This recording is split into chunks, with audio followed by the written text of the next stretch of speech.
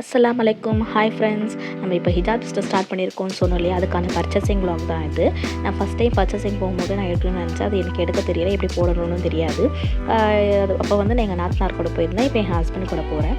சரி, பசங்களை கொண்டு போய்ட்டு அம்மா வீட்டில் விட்டுட்டு 2 பேரும் போகலாம் அப்படின்னு சொல்லிட்டு பிளான் பண்ணியிருந்தோம். அதே மாதிரி கிளம்பி பசங்களை விடுறதுக்கு போயிருந்தோம். போகும்போது பைக் ஸ்டார்ட் ஆகலை. அதுக்கப்புறம் எங்கள் நாத்தனார் வீட்டு படிக்கட்டில் வழுக்கி விழுந்துட்டு இன்னும் நிறைய தடங்கள் வந்துகிட்டே இருந்துச்சு. அதெல்லாம் யோசிச்சுட்டே போயிட்டுருந்தேன். அப்படி யோசிச்சிட்டே போயிட்டுருக்கும்போது இந்த ஃபியர்லெஸ் ஸ்பிரிட்னு சொல்லிட்டு போட்ட பையனை பார்த்தேன்.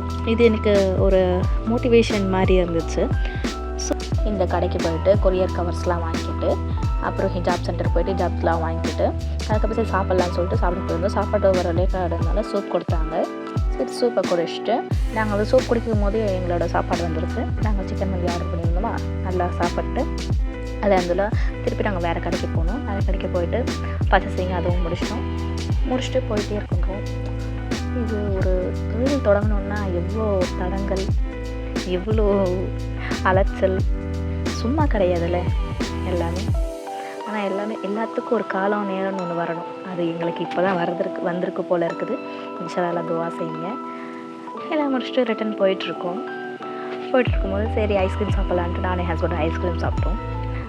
ஐஸ்கிரீம்லாம் சாப்பிட்டு முடிச்சுட்டு ஜாலியாக வீட்டுக்கு திரும்பி பசங்களை கூப்பிட்டு அம்மா வீட்டில் பசங்களை கூப்பிட்டு வீட்டுக்கு போயாச்சு.